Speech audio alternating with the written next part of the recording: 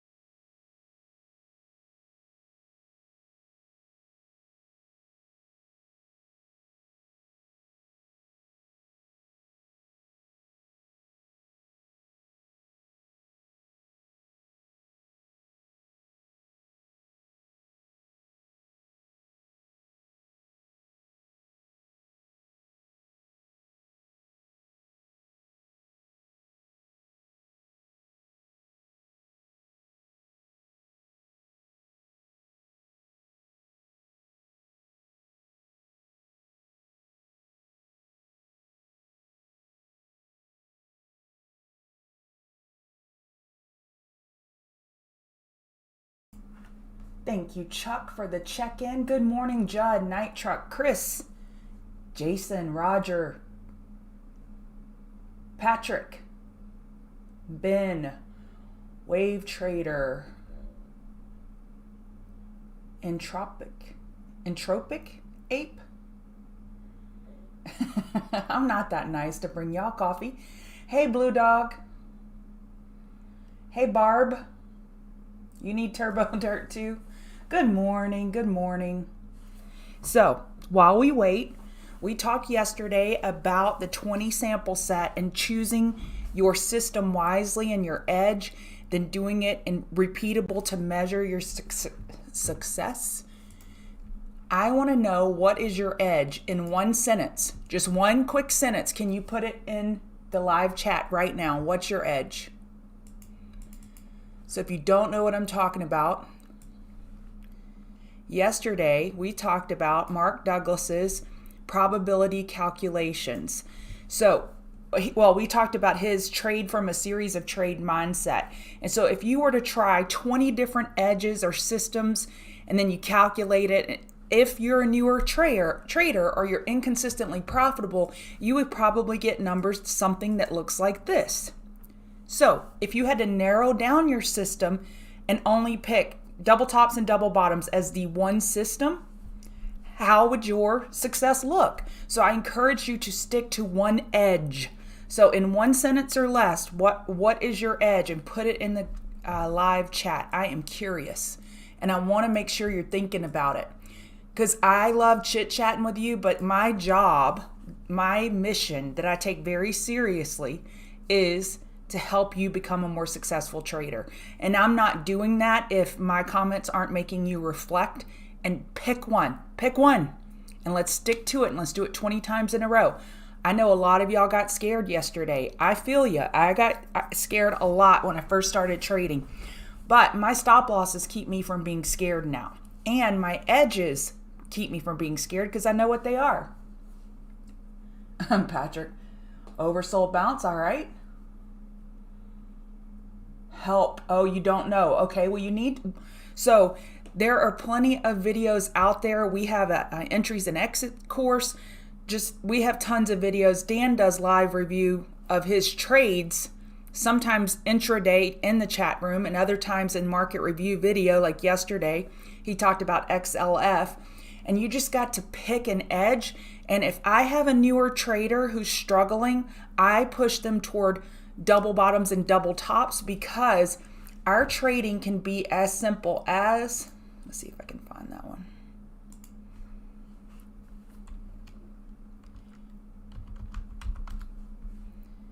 Is I will buy, and no other indicators. I don't even need volume. I don't need anything but price. Matter of fact, I don't even need candlesticks. Price action is king, queen, prince, and princess. So right now on Apple, maybe I do need candlesticks right here. I do need candlesticks. I lied. So the low, 141.27. Today, you could make a key trade if Apple pulls back to 14127. You could enter long and say, I will give it a stop of 141. That is a double bottom attempt. That is a system. That is you not trying to make crap up in your head, project your will on the chart. That is a process. That is a system. And you have to have a system. One of my favorite systems is looking for a lower high. So I go in and I wait for a 5-minute trend change on a lower time frame, or 15-minute, and I top fish lower highs. I love doing that. I also like bottom fishing higher lows. Whatever it is, playing inside bars. Have a system. Good morning, Jorge. You came in just in time. Hey, Trey. VWAP. Okay, I like it. I love the tweezer bottom. And let's see. And I'm Chart Gal Lori if you want to follow me on Twitter. So yesterday on Tesla, we got a tweezer bottom. I actually posted it in the room right here. It was glorious. Look at that. Right there. It wasn't exact. 76618, 76643. So 26 cents apart. And I posted it right there. And I went long Tesla right there. So I love tweezer bottoms and tweezer tops and Tweedledum. I've been bringing that to you for a couple of weeks now and really driving home those setups. So I just, again, push you to get your system, because if you're flailing, failing and flailing around, I can promise you it's because you don't have a system that you've measured, and you've got to approach those trades as a series of trades, because one individual trade, even if you trade it completely correctly, it can still fail. We're going to have failed trades, but we have to minimize that, and we do that through data collection, forensics. Well, we've already arrived at 6:30 and it's time for me to get started. Shocker. I talked my way right through the pregame. I'm Chart Gal Lori. I'm part of the Chart Guys community. We teach technical analysis. We have a wonderful community of my closest friends where we post setups, news articles. We talk commodities. We even have a uranium channel now. We have altcoins. We have Bitcoin. We have even our crypto coins separated. You want to talk marijuana? Come on over. You want to talk mushrooms? Come on over. I can't help you personally, but I can help you with the charts. So that's what we do. And I get on 5 days a week and I go over the indices, just a quick crypto overview, commodities, movers and shakers of the morning. We have mods in the room that are all TCG members, the Chart Guys. And they will mod the room, answer any questions you have. Because of the speed of the show, I rip through this stuff quick and I save a little bit of time at the end to do a few requests. And if you say, you must do my request, okay, join the Chart Guys. We will do your request 3 times a day. We go live 3 times a day in the room, and it's much longer than this. So that's my spiel. If you're interested in my chart setup, it's on the screen now, yellow, purple. You can read it, green and red. JC inside bars just tell me when price is getting compressed. I use the CM Ultimate RSI multi-time frame. Squeeze Pro indicator. And I actually copied this from the room because Dan said it so eloquently. There's no way that I could change it. So here is what the story of the day is. We are scouting, in this case ES, but SPX 500 USD is the CFD, so same thing. 4-hour lower high to be the result of this overnight bounce. Most bulls just hoping to hold lows of yesterday and put a stop to the downside action. Well, NASDAQ bulls, that dream is over. So that dream is over because we broke the low of last week. So the dream is over. We broke it. Now, could this be a tweezer bottom setup? We're $4 apart on this double bottom here on the 4 hour, but this isn't ideal. You don't want to see, these are perfect bear flags right now, like perfect. Yesterday, we talked about using the prior support for a stop, and it came in handy here, 441075. We hit 444378. I was looking at a different time frame. Scratch that thought. But let's get you some support and resistance.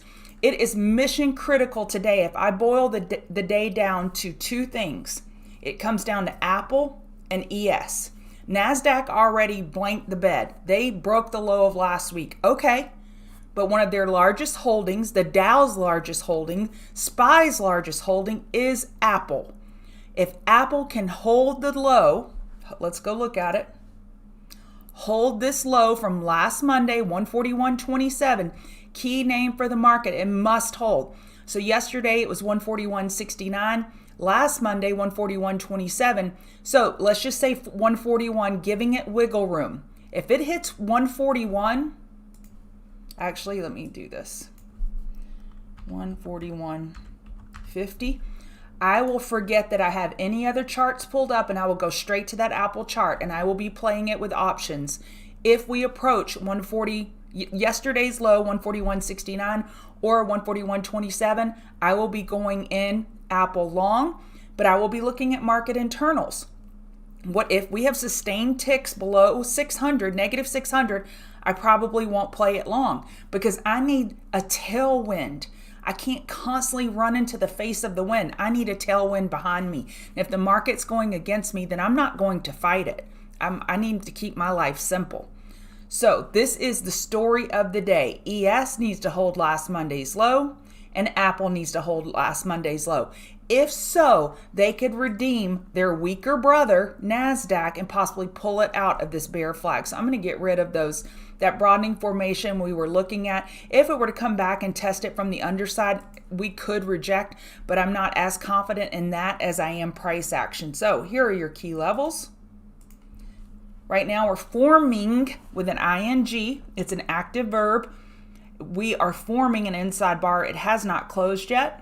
We have an hour and 25 minutes left on this inside bar, so it still could go higher or lower. But these are your key levels for NASDAQ. So let's pull a fib on this. And pull a fib is just a cutesy word of saying I'm going to measure this bounce so far. We haven't even made it over the 0.236. We can make it up all the way to 15,000 and still be a bear flag and roll over. The size of bounce and volume tell us a lot about potential price action. It gives us lots and lots of clues. So you show up at the market every day with a tool belt on your side, and that tool belt has a screwdriver, a hammer, a wrench, and that's in the form of volume, size of pullbacks or bounces. EMAs, we have all these tools in our tool belt. And if you compare your tool belt to my tool belt, it will look different, and that's okay. We all arrive in this journey at our location in a very unique way. It doesn't mean your tools are wrong or my tools are wrong, but we have to use every tool in our arsenal to say what is going on here and piece together the puzzle. So right now with fibs, 15,000, if that's the only bounce we get, and that's as far as we can go, then we get a 15-minute trend change to the downside, we could be looking at a bear flag. So NASDAQ is the weakest, meaning, so NASDAQ had a nice bounce overnight, but NASDAQ was more beat up. So just because the percentage is higher doesn't mean it's stronger. So NASDAQ is definitely the weakest. RTY is holding up decently well, and so is YM. Okay, RTY. Let's give you the levels on RTY. Actually, I'm going to go into the hourly. I mean, look at these, just look like bear flags. They're rising wedges. So all of these kind of have this rising wedge look. Look at them. Rising wedge, rising wedge, rising wedge.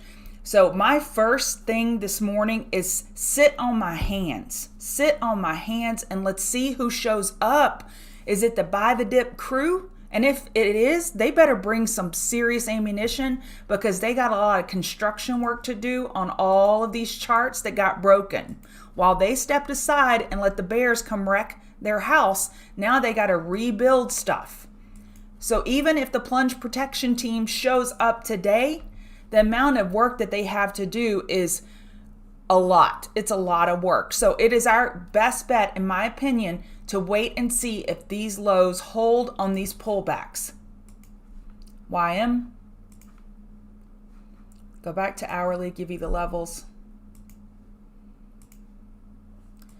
So this makes it tough. Today we're in a tough spot because we're opening and we don't know, is the Apple low gonna hold? Is the ES low gonna hold? Or where do we go from here? Because I don't short in the hole. I tell y'all this at least 3 to 4 times a week. I don't short in the hole. So we just got a dead cat bounce on NQ. I am not about shorting NQ in this area. It doesn't mean it's not a short. It could be a great short. Had I nailed this 1926, that would have been a decent area because then the RSI is cooled off. Well, now we've pulled back 100 points from that. That doesn't make any sense because I'm all about optimal entries and exits. So that's why I say right here, right now, I'm not about that short. So on Bitcoin, Bitcoin will get impacted by the market. Sometimes it's a strong correlation and sometimes it's a weaker correlation. But as we can see, it is getting impacted by the market. So we've broken this low over here, 42,003. Your next support, 41629. The high of this move, 42638. Coming in pretty hard right here. 1 second.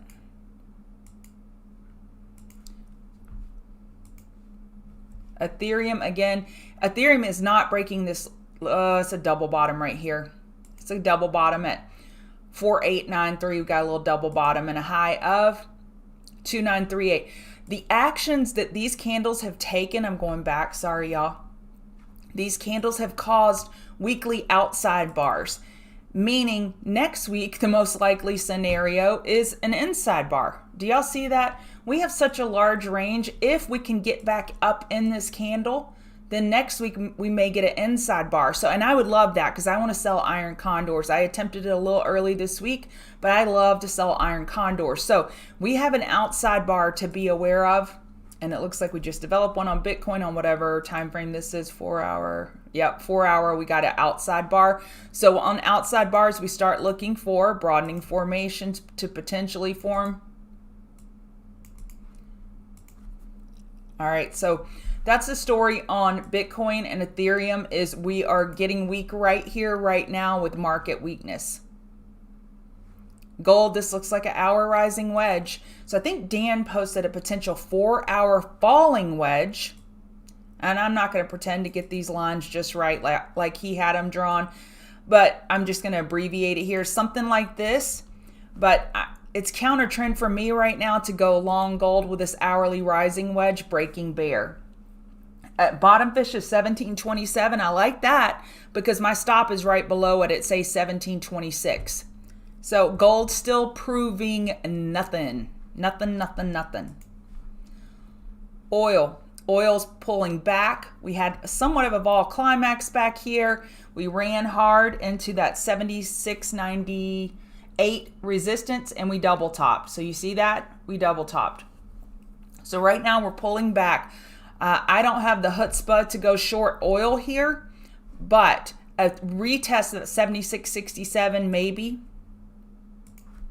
And like Dan said in the market video yesterday, with everybody getting so bullish on oil and nat gas, it makes him want to look the other way. And I get that. I totally get that. So those are your levels on oil. Bulls are trying to change this trend here. And look how hard they just got rejected. They went up and over, hourly higher high, higher low, over and reject. Upper wick profit taking. So today is Wednesday. We have inventory at 10:30 Eastern to be aware of. It will impact price. Apple, I literally, I thought, well, I don't want y'all to choke me, but it's not like it's that important. I'm going to bring to you what I feel like I need to bring to you, no matter what the repercussions may be. So I definitely didn't want to just show up today with one name, but I almost thought about making a statement and showing up with one name. So this was my first intention, is just bring you this name. Period. End of discussion. This is all the only chart you need for the day, in my opinion. Apple, if we could tighten up within this range and then break it, that would make me feel more comfortable going bullish or going bearish. Is figuring out how Apple's going to determine its fate with yesterday's low compared to the September 20th low. Literally, there's nothing else, no other chart more important than that. Affirm. But I gave you more names, but I'm not excited about them. How about that? Okay, so Affirm announced this morning they had crypto-related news, and I said that kind of vaguely on purpose because it was two different news releases saying they're going to be able to accept crypto for payment, and then the other one statement was that you could buy crypto on there. I don't know which one is so, but it's something related to crypto, so this came from a lower time frame. But with Affirm, I like it to the bullish side only if the market can get going today and we can negate these bear flags. Otherwise, this idea is a bust, just like a lot of my long ideas yesterday are a bust, because we need market cooperation. 99% of the names that I give you are closely correlated to the market, and the longs and the shorts can't work unless the market is cooperating. If the market is going down, I forget all individual names and I go back to the indices. So please remember that. All right, CEI, I brought it to you over here for longs. Yesterday for volatility and potential top fish, that did not work out. But this still, again, these Twitter folks are all over this name. I'm not making a comment to it fundamentally or at all, because that ain't my game. But if we could come back up to 330, it is a high risk top fish, but you could put your stop right over 330, around 332. Or if price were to run right to 348, you could put a stop over 348. So I am looking short CEI. I don't know if my broker has these shorts available, and I don't know what the borrow fee is. So that's something you would need to check out. Coin, daily inside bar and an hourly squeeze. This hourly squeeze really caught my eye. So when I ran my scans for daily inside bars, I saw that it was an inside bar, and I'm like, well, this is a weak falling wedge. I like that crypto was bullish earlier, but now it's kind of losing that correlation. But a pull back into the 229 area could be a buy area, and we have a squeeze. I'm looking for volatility, and it could fire to the downside just as easily. But something on my watch list, DLTR, 2.5 billion, as in B, buyback. And this could be a falling wedge. It's not the ideal one, but they're getting a bullish push. I would wait for a setup. So you need to trade your setup. So if your setup's a double bottom, then wait for a 5-minute double bottom and then bottom fish it and then put your stop right below it. If your game is an EQ, do it. If your game is an inside bar, do that. If your game is a low of high bar, do that. If your game is a back burner, do that. You got it?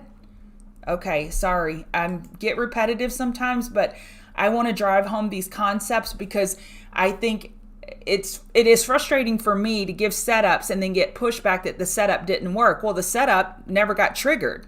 It had no day trade. Maybe it was a long idea and it just went down all day. So we have to have setups and triggers. So the setup may be inside bar or a bullish earnings trade, but we still have to have it set up according to some indicator. It can't just be, I'm just going to shoot, aim and shoot. Oh, Lori said go long, I'm going to aim and shoot. That is not how this works. FCX upgraded $39 this morning. It is holding the monthly key EMA. Joey was pointing out to me this morning. I use the 8, but he uses the 12. Either way, it's clinging on by its fingernails. And I think it was B of A, I'm not sure, gave it pretty strong. So copper's holding on to the monthly EMA, and so is FCX. It could be a bull buy around the 33.40 area. Got to have a setup in order to trade it.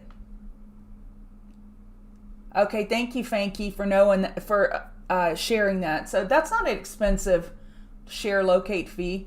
I know that you use Centerpoint. I may have to think about that in the future, but for me, it's too much hassle. I'd rather just trade options on names that have options available. But sometimes it's frustrating when I see these names like any the other day. It had this fake Seeking Alpha article. And if you don't know that, Seeking Alpha, anybody can go post a Seeking Alpha article. Look at this mess, this mishigas. So from here to here was a 14% short. And I saw it right here and I posted it in the room. And I'm like, unverified, this seems fishy. It was a great short, but I didn't have any shorts available. So like FCX to the long side, MU, wait for a setup. It got tons of downgrades. The 4 hour is not oversold. The hourly is just getting oversold. So what I'd like is some type of bounce and then wait for the low of high bar setup. I mean, they did not do well on earnings, tons of downgrades. Nothing cute there. Netflix, I am surprisingly standing behind my analysis yesterday. This thing still looks good. It's one of the few names that broke the high of the prior day and held the low. Impressive. This name, Netflix and Tesla, bullish. I can only trade them bullish. If they don't set up bullishly, I smile and wave. But Netflix and Tesla, they're making a statement, folks, and I like what they're saying. So I only like this to the long side. Let me give you some levels versus some hyperbole. It was a serious fake out yesterday, but it still took bull volume for that fake out. So I like Netflix to the long side. Nvidia, okay, so Nvidia was one of our swing report names, and it broke our swing report stop of 210 or 211, but it only broke this level by 11 cents. I am still watching this name for another long. I got stopped out yesterday. It kept bleeding, but I like Nvidia to the long side. This weekly chart is not broken. Do y'all know where we should be buying? We should be buying at the daily 21 EMA, daily 50 MA, and look at this, it's fighting to hold this EMA. So we are at the daily 50 MA now. It needs to close above it or this idea is busted. Tesla. This is my long. I actually got options yesterday, calls, so I hope it stays green today so I can get out of some of them at open, but this thing is a beast. And we got a pretty clear hourly downtrend line. We're breaking above resistance 78632. Another trick that I don't talk about a lot is, let's play this out. Let's pretend like we're opening the day. Let's pretend, okay? So our level to break is 786.32. Name like Tesla could break it and keep running, but let's pretend like it comes up, breaks it, and comes back. The pull back to that, I drew that too big. Okay, so now let's watch it on the 5 minute, my bad. We come up and we break that key resistance and then we come back. The back test to the EMA and hold, like getting some lower wicks below that 8 or 21 EMA, that could be the area to go long and look for a retest of that high. Okay, I'm going to say that again. If you're not Johnny Fast Fingers in the morning to get bull breaks over highs, especially when the market is in a precarious situation like right now, even if you are fast enough, I won't be buying any bull breaks. I'm going to wait for pullbacks. But if the market's pulling back and this breaks 786.32, I will smile and wave. However, if it pulls back, hits the 5 minute EMA, then the market starts bouncing, that's where you go long. Do y'all see those nuances that we have to know as traders? Lots and lots of nuances. I love Tesla to the long side. And I could be totally wrong. It's happened a couple times before. All right, let me give you some levels for SPY. Dan will be live in 8 minutes over in the TCG room. I ignore these wicks. One thing I did have in my notes, I wanted to tell y'all a couple things. Separate your list into two groups. Those holding the low of the prior week, that September 20th low for most of them, play these bullishly.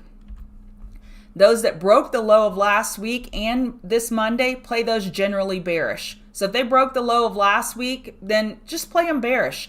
So separate your list into two names. And then the other thing I wanted to tell you is remember, these lines of support and resistance, this is where the battle goes down.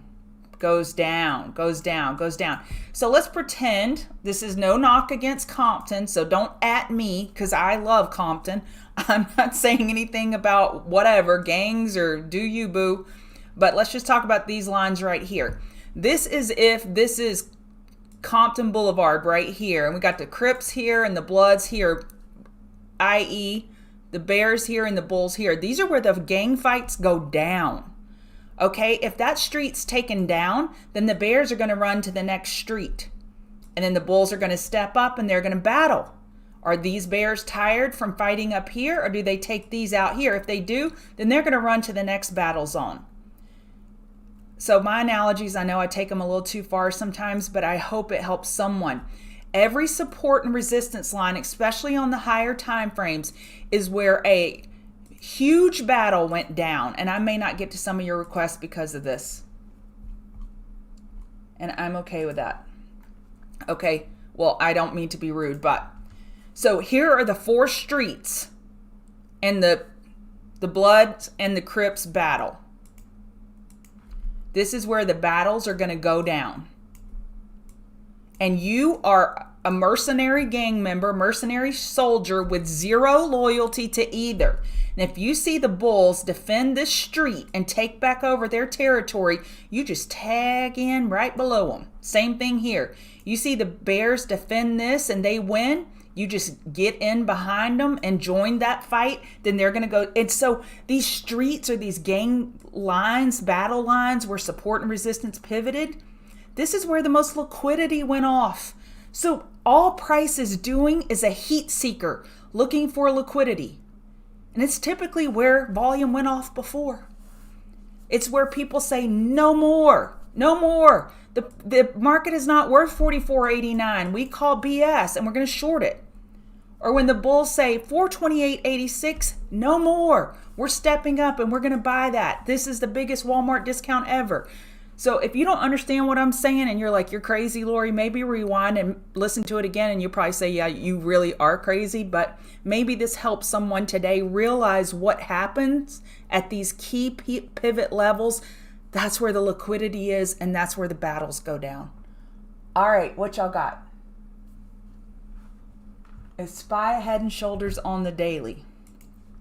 I'm already here. Gotta get... nah. No, we broke the neckline. What I was looking at is QQQ has not broke this neckline over here. It hasn't. But it's the world's ugliest right shoulder, so. And it already broke that, so it would be a bear break of a head and shoulders. Okay, Roku. And if this is your first time here and you're like, this lady's totally crazy and I'm down with it, well, you have found your new home. Okay, Roku has a nice hourly EQ. I don't trust Roku bulls as far as I can throw them. They have just been melting down. Something's got to happen volume-wise for me to believe the Roku bulls. They've proven nothing. They've had a couple good days in the past since like the 1st of August. So for 2 months, they've had 2 good volume days. Be gone. I don't trust you. You could play this hourly EQ. BA short. Okay, BA short I don't like because they got to upgrade. And I don't like to fight any type of news stories that could be perceived bullishly. So bears will be looking to short 225.50 and bulls will be looking to buy the dip because of the upgrade. All right, I talked so long. Amazon, and that's it. And then I'll do CCL. Amazon. This daily chart is a mess. It's holding on to the 200 MA. And that's the last line in the sand. Then what? They're going to run to the next street. What's the next street? I don't know. Like the 99 EMA? I don't know. The bulls have no other line of defense besides this price level here. They got to hold this. Hold that line. So we got a little bounce. Now on a pullback, hold the low of yesterday and let's watch the bull volume come in. If it comes in, CCL. Oh, that's good. Daily inside bar.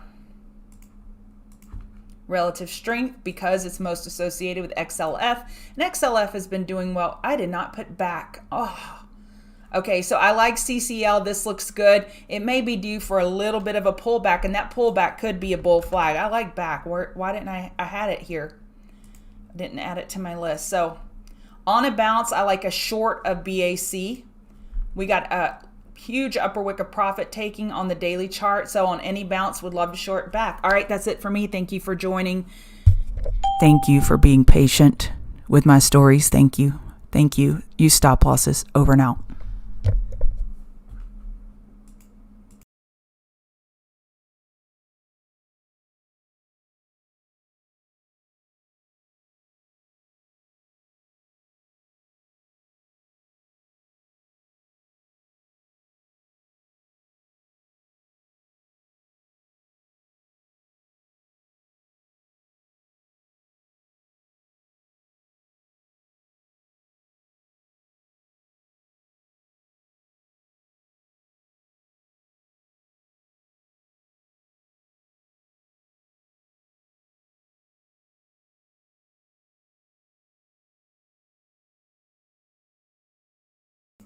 Yeah, hit the like button or the subscribe button. What are you